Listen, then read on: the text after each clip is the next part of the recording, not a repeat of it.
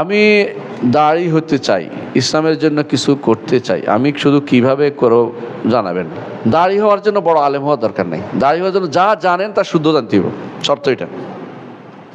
আলা বাসিরাতিন, সূরা ফাতিহা যদি কোনো আপনি জানেন তাহলে মসজিদে বুড়াদেরকে যান, পারবেন, সহজ জিনিস। আপনি সূরা ফাতিহা কেমন পড়ে একটু শুনি, আমারটা শোনেন, তারটা শুদ্ধ করে শোনেন, যেন আঘাত না পায়, বলতে না বুঝে না বলে আমার শিখাইতে আসছো এটা না, বলুন হুজুর আমারটা হচ্ছে কিনা একটু দেখেন তো আপনি জনাব, তো ওনারটা শুনেন, আমরা শুনছি আপনারটা কেমন হয় দেখি পারে কিনা, তখন ধরা দিবেন, মানে চেষ্টা করবেন। আমি দেখছি মসজিদ নববীতে, আমি যাচ্ছিলাম মসজিদ নববীতে অথবা মক্কার মসজিদে, তো আমাকে একজন ধরছে, ওরা তো আর চিনে না, আমি ইউনিভার্সিটি পড়ছি, মনে করছে হাজি সাহেব কোরআন শরীফ শোনাবেন না আমার একটু।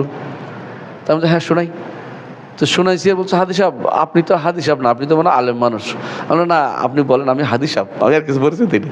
তো বলতেছে যে আমরা ওই যারা হাদি সাহেব আছে সবাইকে শোনাই আর কি, এই জন্য আপনার থেকে শুনছি, কিছু মনে করেন না, আমি এটা ভালো কাজ।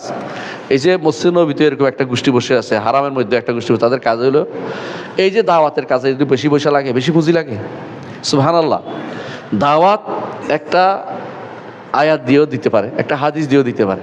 রাসূলুল্লাহ এই জন্য বলেছেন বাল্লিগু আন্নী ওয়ালাউ আয়া, আয়াত হলেও প্রচার করো, হাদিস হলেও প্রচার করি আমরা। কেমন একটা হাদিস হলেও প্রচার করতে পারি, কিন্তু না জেনে প্রচার করাটা গুনার কাজ। যেটা জানি না এটা প্রচার করব না, যেটা স্পষ্ট জানি কোরআন হাদিস ভিত্তিক।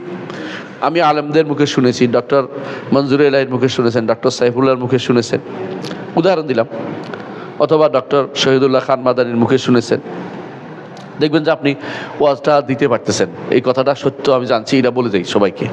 দাওয়াতের একটা জায়গা আপনি খুঁজে পাচ্ছেন, কথা বুঝছেন কিনা? দাওয়াতের ভালো কাজ করেছেন, বন্ধ করে দেন, শীত লাগে তো। দাওয়াতের একটা ভালো জায়গা, আপনি ভালো সোর্সটা জানছেন শুদ্ধ, এখন আপনি এবার খুঁজবেন কেমনে আমি দাওয়াতটা পৌঁছাইতে পারি। একজন দাঁড়িয়ে হওয়ার জন্য একজন মানুষের অনেক বেশি জ্ঞান থাকা জরুরি না, আলেম হওয়ার জন্য অনেক জ্ঞান থাকা জরুরি। বুঝে আসছে কথাটা? আলেম হওয়ার জন্য অনেক বেশি জ্ঞান থাকা জরুরি, কিন্তু দাঁড়িয়ে হওয়ার জন্য যেটা দাওয়াত দিবেন এটা শুদ্ধ জানতে হবে, যে আমি দাওয়াত দিবেন এটা শুদ্ধ। আলা বাসিরাতিন আনা ওয়া মান ইত্তাবাআনি, এটা হলো কাজ। এই জন্য যতটুকু জানেন ওটুকু পৌঁছাই দেন, ইনশাআল্লাহ এটার মধ্যে কাজ করতে পারবেন। শুরু করবেন কিভাবে? এইভাবে, যেটা জানি এটা পৌঁছাবো। আমার একটা উদাহরণ দিয়ে থাকি, আপনাদের মনে আছে কিনা, আমেরিকাতে একজন ইসলাম গ্রহণ করছে, কালো ইসলাম গ্রহণ করে সে মসজিদে আসে ইমাম সাহেব থেকে মাইকটা নিয়ে নিছে, ইমাম সাহেব ভয় পেয়ে গেছে, মারবে বোধ, তো কিছু করে নাই, সে আসে চোখের পানি ফেলছে আর বলতেছে আমি ইসলাম গ্রহণ করে সূরা ফাতিহাটা পড়ছে পুরোটা ভাঙ্গা ভাবে, তবে আমি শুনেছি আমার নবী বলেছেন, ইংরেজিতে বলছেন যে তোমরা যা পারো তা পৌঁছায় দাও, আমি সূরা ফাতিহা জানি এটা পৌঁছায় দিলাম।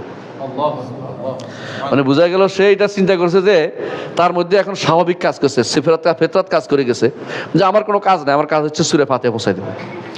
আপনি সূরা ফাতিহাটা পৌঁছাইতে পারেন কিনা দেখেন তো। এই দেশের মানুষ সূরা ফাতিহা ভুল করে, প্রচুর সূরা ফাতিহা ভুল করে, এটাতে পারবেন না পৌঁছাইতে, এটা পৌঁছার না। নামাজ পড়ে কয়জন সূরা ফাতিহা শুদ্ধ হয়? সূরা ফাতিহা শুদ্ধ না হলে কি নামাজ হয়?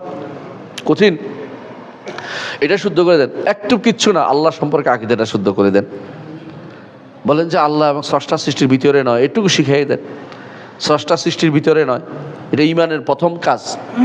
স্রষ্টা সৃষ্টির বাইরে, সৃষ্টি আলাদা, সৃষ্টি ছোট, এটা শিখাই দেন। এটা বেশি দরকার, এখন বেশি দরকার এটা, কারণ এটা বেদাতিরা এমনকি আলেম নামের জালেমরাও এগুলি মাঝে মধ্যে প্রচার করতেছে, স্রষ্টা সৃষ্টি এক করে।